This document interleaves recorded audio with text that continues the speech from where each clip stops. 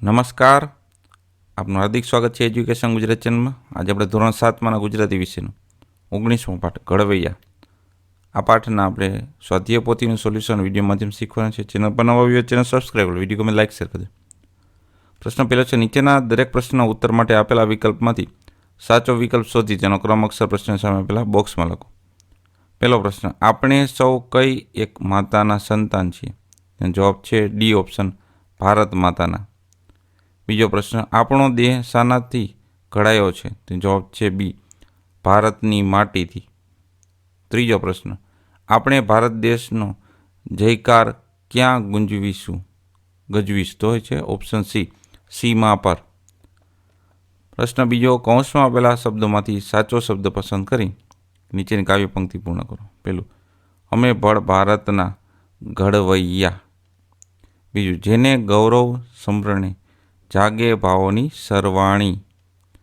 ત્રીજું, ના કોઈનું દિલ રહે ઉઘાડું, ના કોઈ ભૂખ્યું પોઢે.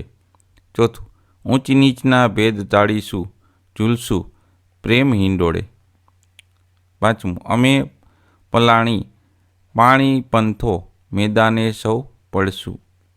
છઠ્ઠું, સીમાડે જયકાર ગજવશું, વિજય વરીને ફરશું. પ્રશ્ન ત્રીજો, અવિભાગના આપેલ શબ્દોને બ વિભાગના શબ્દો સાથે યોગ્ય રીતે જોડો. તો ભારતના ઘડવૈયા, માતાના છૈયા, ઊંચ નીચના ભેદ ટાળીશું, જયકાર ગજવીશું, મધદરિયે ખવૈયા. પ્રશ્ન ચોથો, નીચેના પ્રશ્નો ઉત્તર એક એક વાક્યમાં લખો. પહેલું, અમે સૌ એક માતાના છૈયા એટલે શું? તો જવાબ છે અમે સૌ એક માતાના છૈયા એટલે આપણે સૌ ભારત માતાના સંતાન છીએ. બીજો પ્રશ્ન, ભારત માતાની યશોગાથાના સ્મરણથી હૃદયમાં શું વહે છે? તો જવાબ છે ભારત માતાની યશોગાથાના સ્મરણથી હૃદયમાં ઉન્નત ભાવોની સરવાણી વહે છે. ત્રીજો પ્રશ્ન, આપણે દુશ્મનો સામે કેવી રીતે યુદ્ધમાં ઝંપલાવીશું? તો જવાબ છે આપણે દુશ્મનો સામે પાણીની ગતિથી અર્થાત ઝડપથી યુદ્ધમાં ઝંપલાવીશું. ચોથો પ્રશ્ન, ભારત દેશના લોકો મધદરિયો ખેડનાર છે અર્થાત શું? તો જવાબ છે ભારત દેશના લોકો મધદરિયો ખેડનાર છે અર્થાત ભારત દેશના લોકો જીવનની અડચણો સામે ઝઝૂમનારા છે. પાંચમો પ્રશ્ન, કાવ્યમાં સી રીતે વિજય મેળવવાની વાત કરી છે?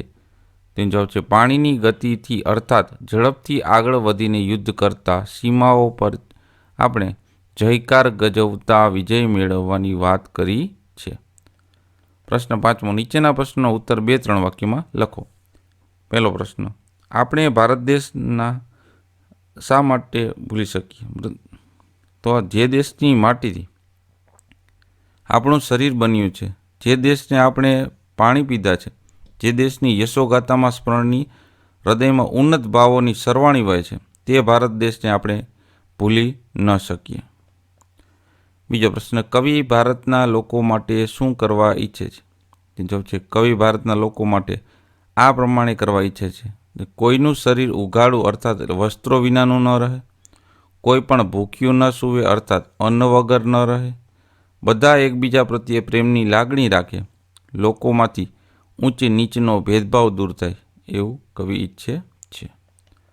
પ્રશ્ન છઠ્ઠો, કૌંસમાં આપેલ શબ્દમાં જરૂરી ફેરફાર કરી ખાલી જગ્યા પૂરો. તો મીના માસીએ લગ્નમાં જવાનું ટાળ્યું.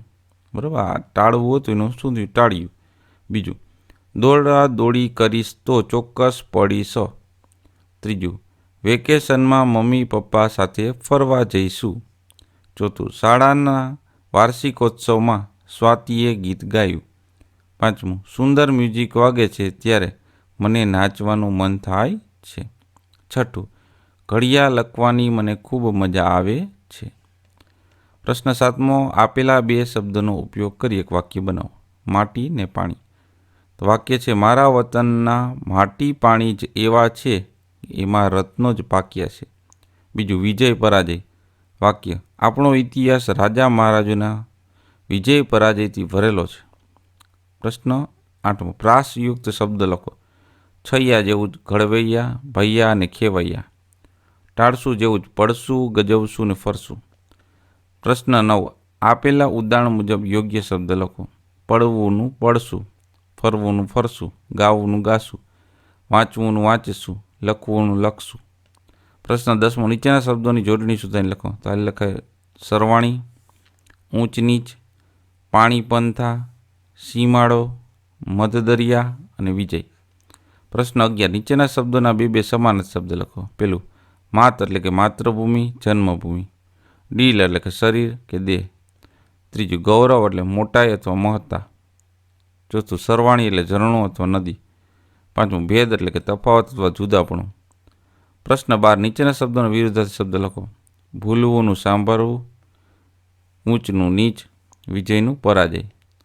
પ્રશ્ન 13મો, નીચેના શબ્દ સમૂહ માટે એક શબ્દ લખો. પેલું પાણીની જેવી ગતિવાળા, તેને કહેવાય પાણી પંથા. બીજું ગામ કે નગરની સીમને અડધો ભૂભાગ, તેને કહેવાય સીમા અડો.